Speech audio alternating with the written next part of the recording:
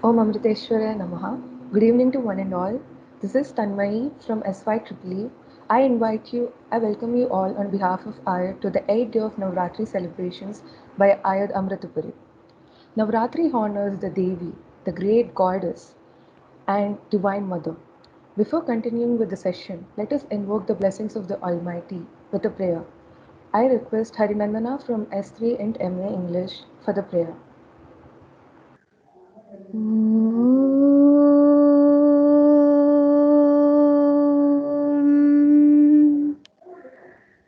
ध्यायामोधवलावगुण्ठनवती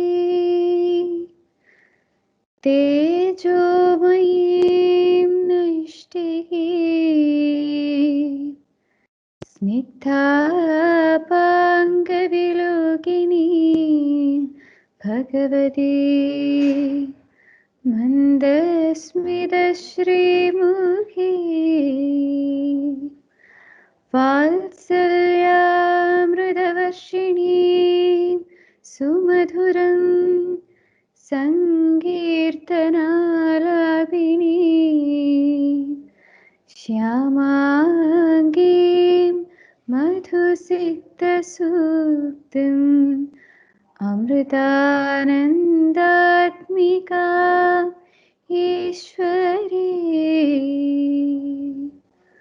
ॐ अमृतेश्वर्यै नमः। ॐ अमृतेश्वर्यै नमः। ॐ अमृतेश्वर्यै नमः।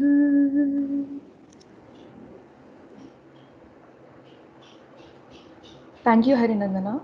Bhadrakali is one of the most fierce forms of Devi Ma. To talk about the etymology of Bhadrakali, we have Aishwarya Mohan ma'am.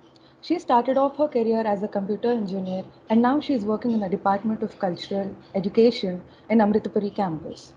She is a passionate researcher in study of Indic studies and she has presented various papers in academic conferences including International Conference on Indigenous Environmentalism. Ma'am, please. ഓം അമൃതേശ്വരിയെ നമഃ. അമ്മയുടെ പവിത്ര പാതാരവിന്ദങ്ങളിൽ അനന്തകോടി പ്രണാമങ്ങൾ. കേവലം ഭൗതികമായ ഉന്നതി മാത്രമല്ല, ഒരു ജീവന്റെ അല്ലെങ്കിൽ ഒരു സാധകന്റെ ആധ്യാത്മിക പാതയിലെ പടിപടിയായുള്ള ഉയർച്ചയുടെയും ആത്യന്തികമായ മുക്തിയുടെയും സന്ദേശമാണ് നവരാത്രി നമുക്ക് നൽകുന്നതെന്ന് അമ്മ നമ്മെ ഓർമ്മപ്പെടുത്തുന്നു. ദേവിയെ ആരാധനയാൽ പവിത്രമായ 9 ദിവസങ്ങൾ.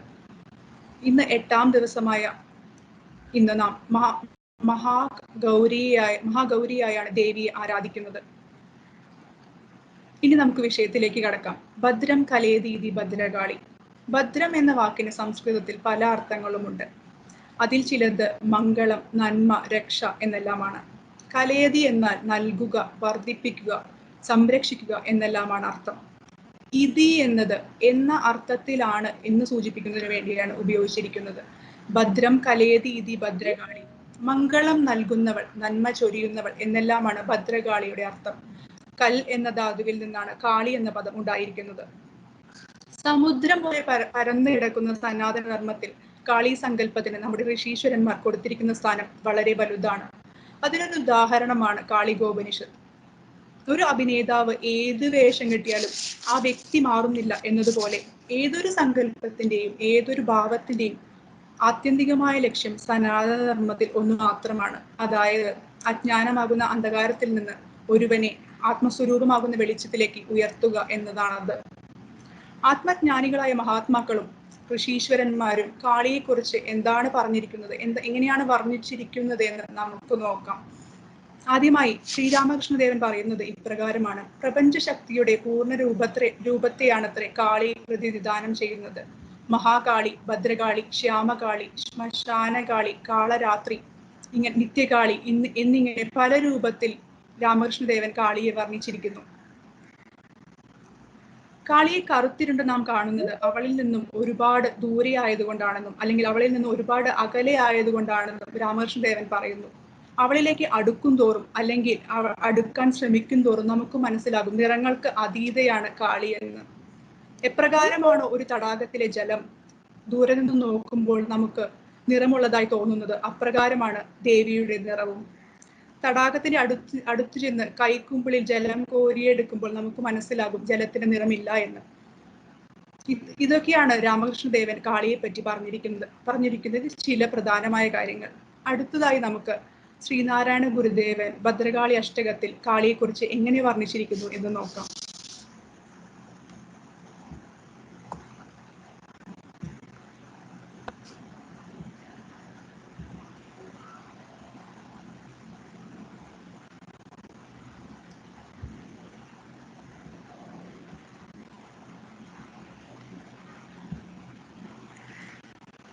ശ്രീമജ്ജങ്കരപാണിപല്ലവകിരല്ലോലംബമാലോലസൻ മാലാലോലകലാപകാളകബിരി ഭാരാവലി ഭാസുരി കാരുണ്യാമൃതവാരി രാശിലഹരി പീയൂഷവർഷാവലി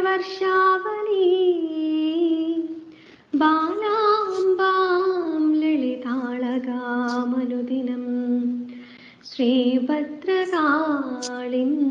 ഭജേ. ഹേലാദാരിതദാരികാസുരശിര ശ്രീവീരപാണോന്മദ ശ്രേണീശോണിതശോണിമാതരപുടീ വീടീരസാസ്വാദിനി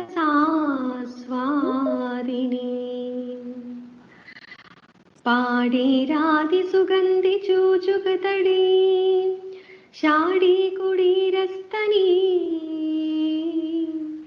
ഘോടീ വൃന്ദസമാനധാടിയുയുധീ ശ്രീഭദ്രകാളിം ഭജേ.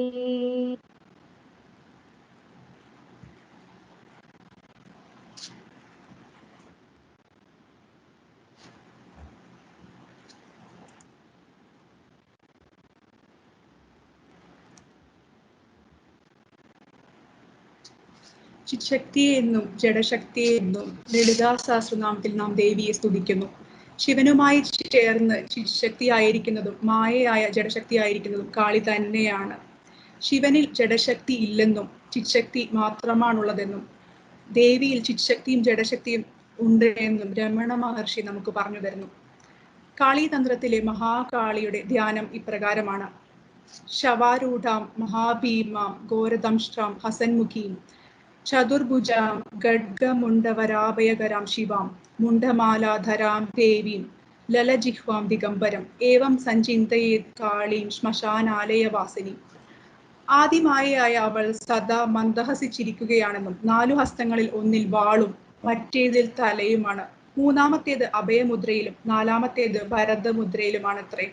കഴുത്തിൽ മുണ്ടമാലയണിഞ്ഞ് നാക്കു പുറത്തു നീട്ടി നിൽക്കുന്ന അവൾ ശ്മശാനവാസിയാണ്. ദിക്കുകളാണത്രേ അവളുടെ വസ്ത്രം. പുറത്തേക്ക് നീട്ടിയിരിക്കുന്ന നാവ് രജോ ഗുണത്തെയും പല്ലുകൊണ്ട് അത് പിടിച്ചിരിക്കുന്നത് സത്വഗുണത്തെയും സൂചിപ്പിക്കുന്നു. അവളിൽ നിന്ന് ഗുണാതീതയായ അവളിൽ നിന്ന് അല്ലെങ്കിൽ അവളുടെ നാക്കിൽ നിന്ന് വരുന്ന രക്തം രക്തശുദ്ധിയെയാണത്രേ സൂചിപ്പിക്കുന്നത്. അവളുടെ കയ്യിലുള്ള വാൾ നമ്മുടെ അഹങ്കാരത്തെ നശിപ്പിക്കുന്നതിനാണെന്നും അല്ലെങ്കിൽ അതിനെയാണത് സൂചിപ്പിക്കുന്നത് അല്ലെങ്കിൽ പ്രതിനിധാനം ചെയ്യുന്നത്. കറുത്തിരുണ്ട മുടിച്ചുരുളുകൾ ഓരോന്നും ജീവന്റെ വേര് അവളിലാണെന്ന ഓർമ്മപ്പെടുത്തലാണ്. സൃഷ്ടിസ്ഥിതി സംഹാരത്തിന്റെ തത്വത്തെയാണ് കാളി പ്രതിനിധാനം ചെയ്യുന്നത്. സനാതന ധർമ്മത്തിൽ സ്ത്രീയെന്നോ പുരുഷനെന്നോ വ്യത്യാസമില്ല. യഥാർത്ഥ തത്വം അതൊന്നു മാത്രമാണ്, സച്ചിദാനന്ദ സ്വരൂപം. എങ്കിലും ശിവന്റെ ശക്തിയുടെ പ്രകട രൂപമാണത്രേ കാളി. മൂലപ്രകൃതിയായി ഈ പ്രപഞ്ചം അവളിൽ അന്തർലീനമായിരിക്കുന്നു. ഈ പ്രപഞ്ചം മുഴുവൻ അവളുടെ ശരീരമാണത്രേ. അപ്പോൾ ഈ പ്രപഞ്ചത്തിലെ എന്തുകൊണ്ട് അവളെ മറയ്ക്കാനാകും? നാമരൂപങ്ങൾക്ക് അതീതയാണവൾ.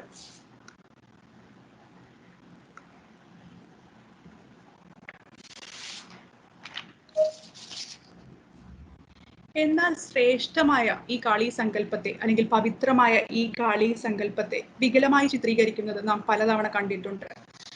ഹോളിവുഡ് സിനിമകളിലൂടെയും വീഡിയോ ഗെയിമുകളിലൂടെയും എന്തിന് സോഷ്യൽ മീഡിയകളിലൂടെയും പലതവണ ഇത് നാം കണ്ടുവന്നതാണ്. ഇത് മാത്രമല്ല, പാശ്ചാത്യ ഗവേഷകർ പോലും അത് ചെയ്യുന്നു. ഇതിനൊരു ഉദാഹരണമാണ് 1984 പുറത്തിറങ്ങിയ ഹോളിവുഡ് ചിത്രമായ Indiana John's and the temple of the dome. എന്നുള്ള ചിത്രം. സനാതനധർമ്മത്തിലല്ലാതെ ഇന്ന് ലോകത്ത് നിലനിൽക്കുന്ന മറ്റേതൊരു സംസ്കാരത്തിലാണ് സ്ത്രീയെ പുരുഷന്റെ ശക്തിയായി കാണുന്നത് അല്ലെങ്കിൽ ആരാധിക്കുന്നത് എന്നത് ചിന്തനീയമാണ്. അവരുടെ പരിമിതമായ വിശ്വാസ പ്രമാണങ്ങളിൽ നിന്നുകൊണ്ട് അല്ലെങ്കിൽ പ്രത്യയ ശാസ്ത്രത്തിന് ഉള്ളിൽ നിന്നുകൊണ്ട് വിശാലമായ സനാതനധർമ്മത്തെ അളക്കാൻ ശ്രമിക്കുന്നത് ആകാശത്തെ കുടകൊണ്ട് മറയ്ക്കുന്നതിന് തുല്യമായിരിക്കും. നമ്മുടെ ഋഷീശ്വരന്മാർ നമുക്ക് പറഞ്ഞു തന്ന അല്ലെങ്കിൽ നമുക്ക് നൽകിയ സനാതനധർമ്മ തത്വങ്ങൾ നെഞ്ചോട് ചേർക്കുന്നതോടൊപ്പം തന്നെ ഇങ്ങനെയുള്ള വികലമായ ചിത്രീകരണങ്ങൾ കാണുമ്പോൾ അല്ലെങ്കിൽ യുക്തിഭദ്രമായ നമ്മുടെ വിശ്വാസം ചോദ്യം ചെയ്യപ്പെടുമ്പോൾ അതിനെ ഭൗതികമായി എതിർക്കേണ്ടത് അല്ലെങ്കിൽ ഭൗതികമായി പ്രതികരിക്കേണ്ടത് നമ്മൾ ഓരോരുത്തരുടെയും കർത്തവ്യമാണ്, കടമയാണ് അല്ലെങ്കിൽ ധർമ്മമാണ് എന്ന് ഞാൻ ഓർമ്മപ്പെടുത്തട്ടെ. രാഗദ്വേഷങ്ങളെ മറികടന്ന് അഹങ്കാരത്തെ ഇല്ലാതാക്കി അജ്ഞാനമാകുന്ന അന്ധകാരത്തിൽ നിന്ന് നമ്മെ കരകയറ്റി ആത്മസ്വരൂപമാകുന്ന പ്രകാശത്തിലേക്ക് എത്തിക്കണേ എന്ന് മാതൃരൂപിണിയായ അമൃതപുരിയിലെ കാളിയോട്, നമ്മുടെ അമ്മയോട് ആത്മാർത്ഥമായി പ്രാർത്ഥിച്ചുകൊണ്ട് എൻ്റെ ഈ വാക്കുകൾ അമ്മയുടെ പാദപത്മങ്ങളിൽ ഞാൻ സമർപ്പിക്കുന്നു. ഓം അമൃതേശ്വരി നമഃ.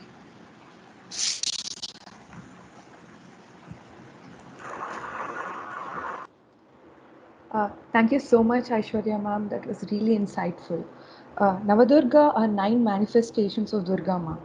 During the festival of Navaratri, each of the 9 manifested forms are worshipped respectively for each night. To help us know about the prominence of each avatar, we have an eminent person here, Mrs. Tushara ma'am.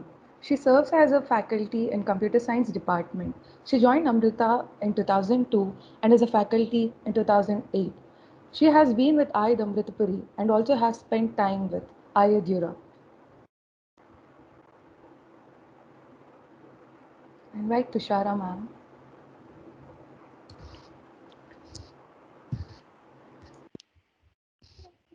Am I audible?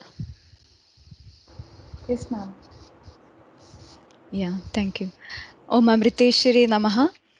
I thank Ayud Amritapuri for giving me this chance to spend my thoughts on Navaratri day. So let me just go through this Navadurga through a presentation because I want to explain it through the forms of Devi. So I want to show you the iconography of Devi as well. So let me just take the presentation.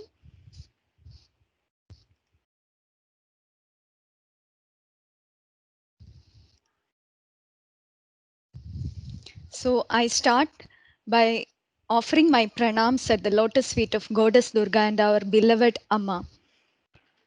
So we know that Navadurga symbolizes the 9 forms of Goddess Durga, the feminine energy, which is worshipped on each day of Navaratri. So the first day we meditate upon Shaila Putri. Here Shaila means mountain and Putri means daughter. So Himavans, Putri is Parvati Devi and she is also known as Hemavati. Now, let me also take the spiritual seekers through the Kundalini Shakti. So, Shaila Putri, she resides in the Mooladhara Chakra of Kundalini. So, on the first day, spiritual seekers keep their minds concentrated on Mooladhara Chakra, which is a starting point of any spiritual discipline. To become aware of the higher, move upward gradually to the state of Sadashiva. When awakened, Devi, she starts her journey upwards as Shakti towards Shiva, residing in the Sahasrara Chakra. You might have seen that an orange color is associated with Shailaputri, which is a vibrant color which specifies energy and happiness. I'm not going into details of the story because the storytelling series is already done for these Shailaputri. So in the previous birth, she was Sati. Then she took birth as a daughter of Himalaya. So she is Parvati. So Shailaputri is the stage of Parvati as a childhood.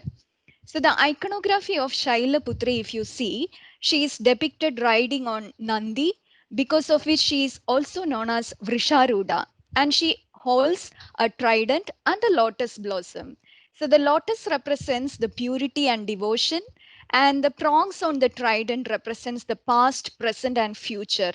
And Nandi is considered to be holding the truth and righteousness, that means dharma.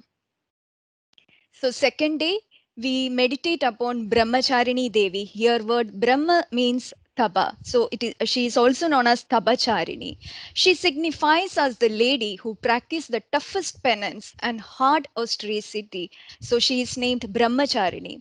Now coming to the chakras, sadhaks and yogis keep their mind on Swadhisthana chakra to maintain their devotion and dedication in a steady phase. The balance of this chakra leads to abundance and joy. Brahmacharini, as we know, signifies bachelorhood. So the white color signifies purity and is a symbol of purity, peace, and meditation. So I'm not going into details of Brahmacharini Devi. So this is the stage when Parvati Devi was a teenager and she did the toughest penance. She even gave up water and food and she survived by just consuming leaves. So she has one more name, Aparna. The iconography of Brahmacharini Devi, you can see that she holds rosary in her right hand, which represents the significance of chanting mantra.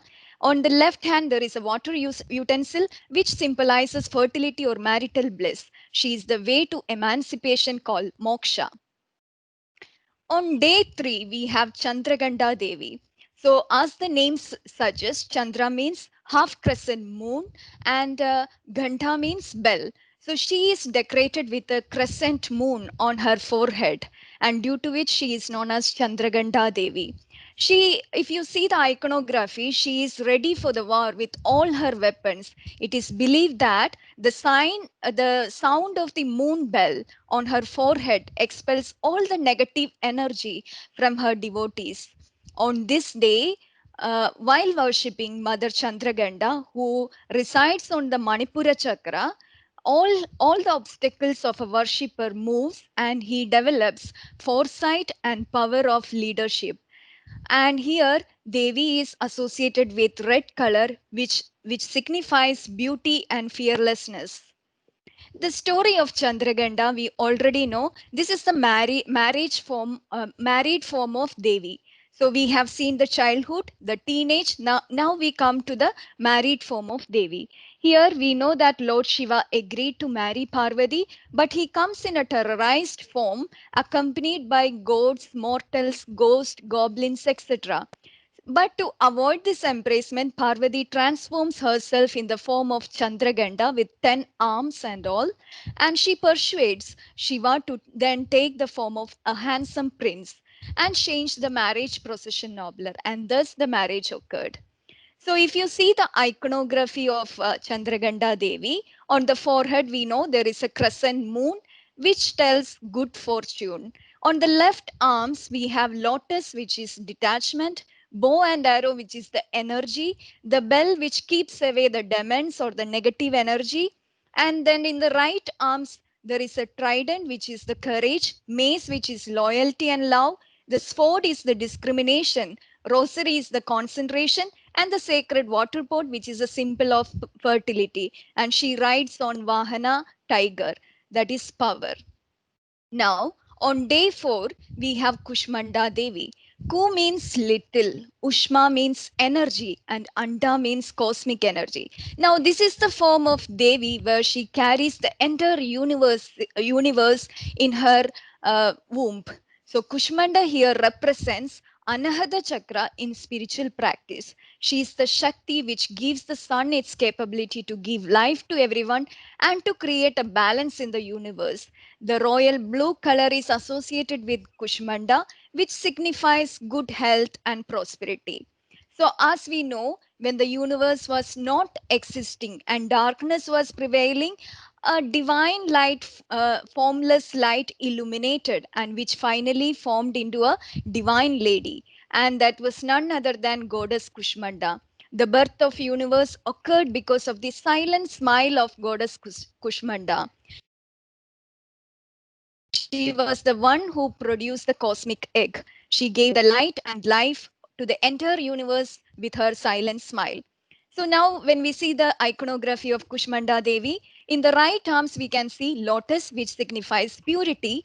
Then we have bow and arrow, which is the power of truth, a jar of honey, which is health and long life, In the left arms, we can see chakra, which is the vision, mace, which is the power, jar of blood, which is the creation, the rosary is the wisdom. Now moving to the day 5, we have Skanda Mata. So that is the Matra Surupa, when goddess Parvati becomes the mother of Lord Skanda, the protective nature of Devi, also known as Lord Kartikeya's mother.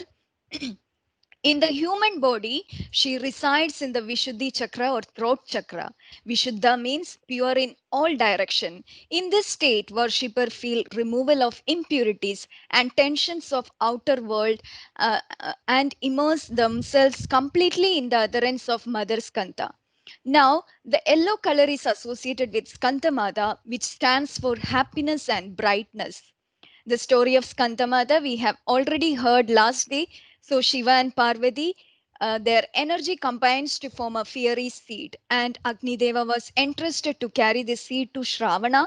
But as the seed was unbearable to carry because of the heat, Agni hands over to goddess Ganga. But Ganga Devi was not even able to carry it. Then Parvati Devi transforms herself into a water body and she carries the seed. And later, the six-faced Kartikeya takes birth. And we know that Skanda is chosen by gods as their commander in chief in the war against Tarakasura. And Skanda successfully kills Tarakasura in the battle. So, goddess Skandamata is worshipped as the mother of divinely gifted child. The iconography of Devi, we can see that in the right hand, she has a lotus, which is supreme reality. In the left hand, there is another lotus, which signifies supreme knowledge. And baby Skanda in her lap signifies Kundalini Shakti, the awakening. On day 6, we have Katyayani Devi. To destroy demon Mahishasura, goddess took the form of goddess Katyayani. So in this form, goddess Parvati is also known as warrior goddess. The specific form of Katyayani is known to reside in the 6th Chakradakna or the 3rd eye chakra between the eyebrows. Her blessings bring focus and intellect to her devotees. So green is being associated with Katyayani Devi, the color, which signifies a new beginning and growth. So we already know the story of Katyayani Devi, but still, Katyayani Devi is described as gentle-faced and adorned with 3 eyes. Katyayani was probably the family goddess of the Aryan sages known as the Katyas.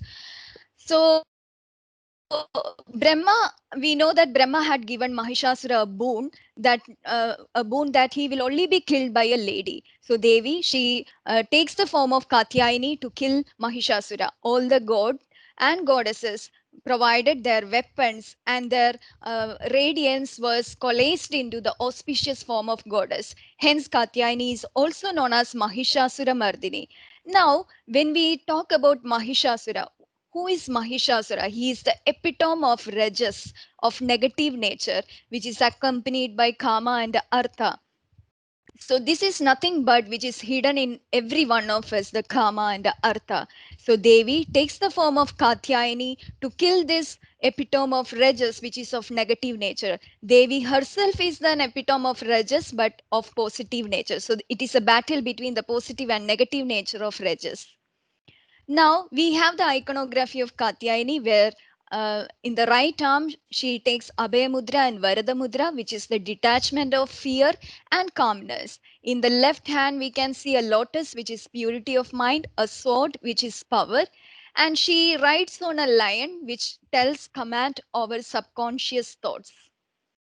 Kalaratri, I don't have to specify more because today Aishwarya has given a inlight towards this Kalaratri Devi.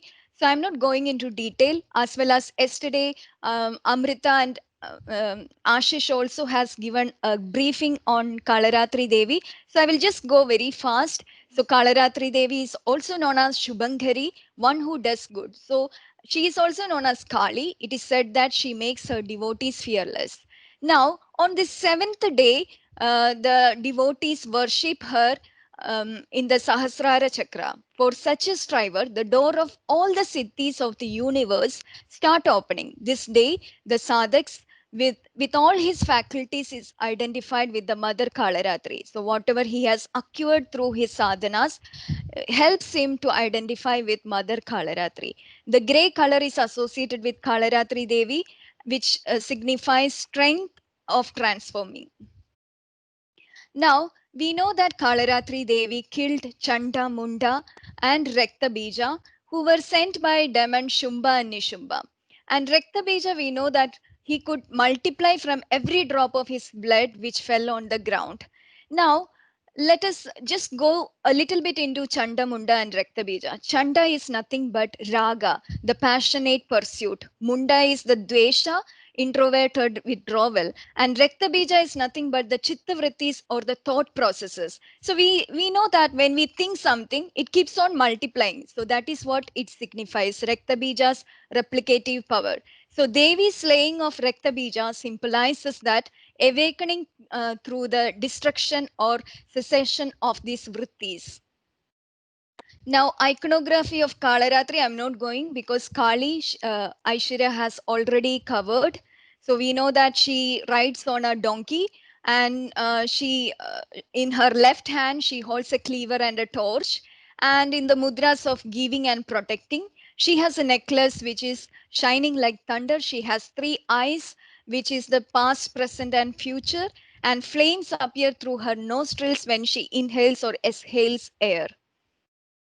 Now, eighth day we have Mahagauri Devi.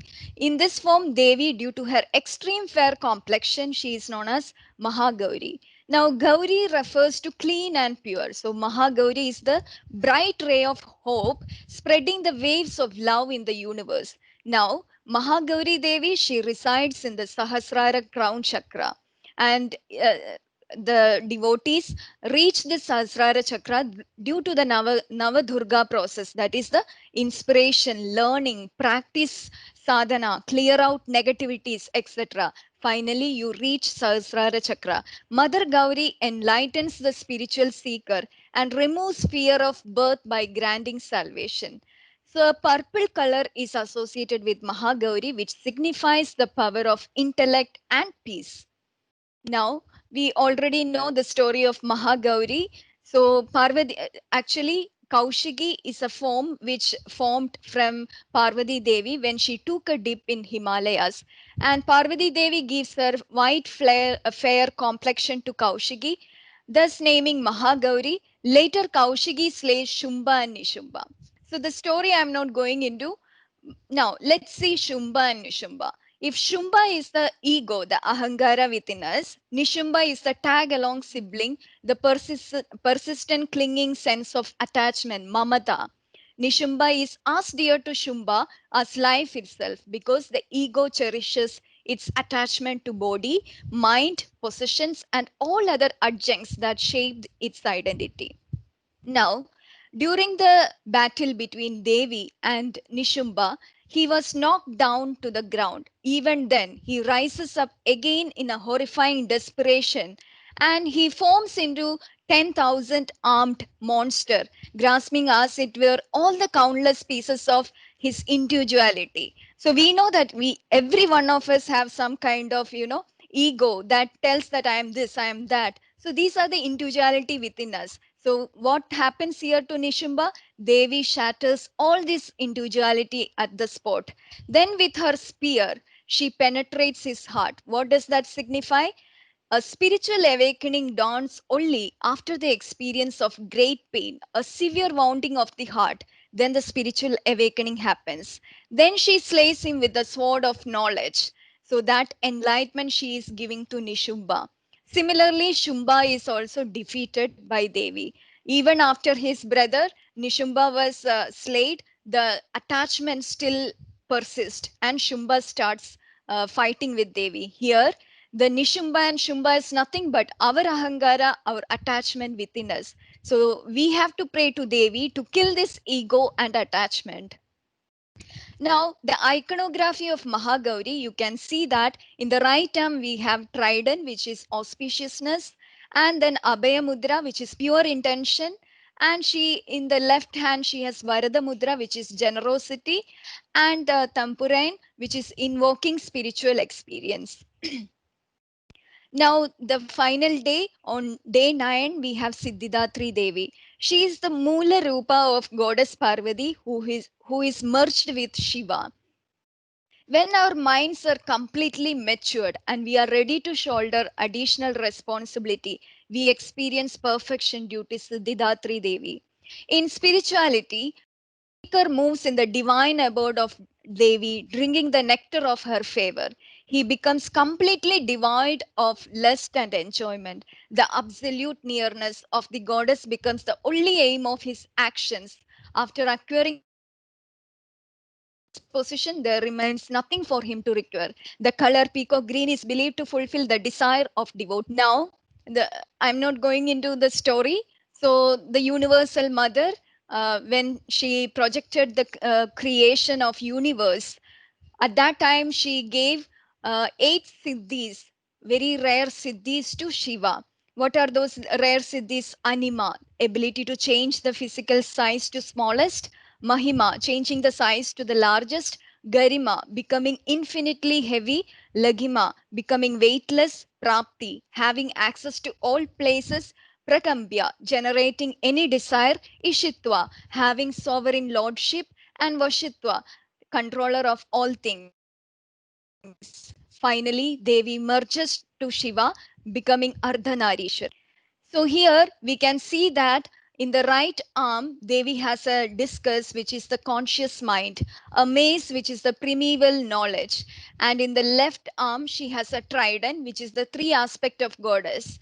And then we have conch shell on the left arm, which is symbol of 5 elements. She is seated on a lotus, which is the physical stability. So if you just briefly see the chakras and Navadurga, how it is placed, in Mooladhara Chakra, we have Shailaputri, which starts as a childhood. And then actually we can see that Shailaputri, when she takes birth in Himalaya, she is in the search of Shiva to merge with Shiva. So this is ultimately goal of every human birth. So we have to activate our Mooladhara Chakra. Then by proper sadhanas, Swadhisthana, where Brahmacharini, Manipura, where Chandraganda Devi is there, Anahada, where Kushmanda Devi resides, then Vishuddha Chakra, where Skandamada resides, Agnya Chakra, where Katyayani Devi resides, and Sahasrara Chakra, where Kalaratri, Mahagauri, and Siddhidatri resides. So with this, I offer this presentation to our beloved Amma. Thank you all for listening to my presentation. I'm very happy that I could at least share a little bit of Navadurgas with you all. Thank you.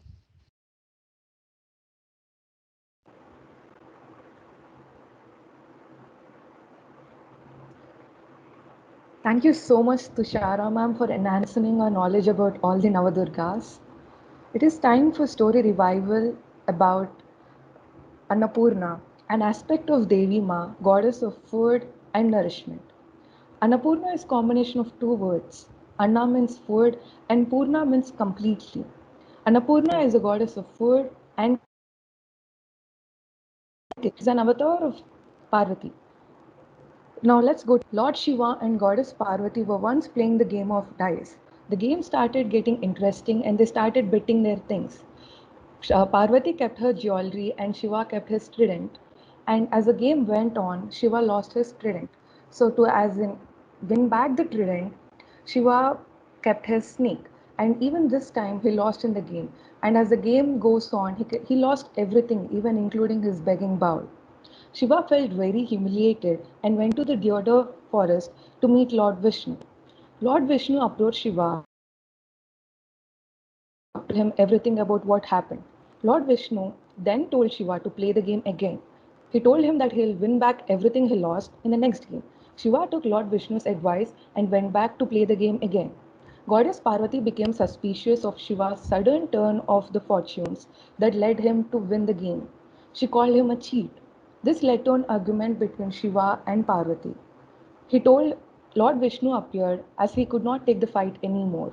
He told him that the dice in the game had moved according to his wish, and they were only under an illusion that they were playing the game. And he told that everything materialistic is Maya and an illusion. Even the food we consume is an illusion. Goddess Parvati was really angry about it. She did not agree that food was an illusion. She said that calling food an illusion was equivalent to calling her an illusion. So, in order to show Lord Shiva and the world about the importance of food, Goddess Parvati decided to disappear. Her disappear meant the nature coming to a standstill. There were no changes in seasons. Everything became barren. The land became infertile. Nothing grew anymore. This led to severe drought and a huge shortage of food. The goddess, humans, and demons all kept praying for food. Goddess Parvati heard the prayers of all her children and decided that enough is enough, and so she started giving food in the form of Parvati in Kashi. Shiva realized his mistake and the fact that he was incomplete without Shakti. So he appeared before Goddess Parvati with his begging bowl in his hands. He said her that he had realized his mistake and food could not be dismissed as an illusion, and it was required to nourish the body and the soul. Since then, Goddess Parvati is worshipped as Annapurna Devi. And it is believed that if food is cooked with holiness, it becomes sacred by Annapurna Devi blessings on it. Oh no, Annapurnaya Namaha. Let us commence today's session with a Shanti Mantra by Harinandana. Namah Om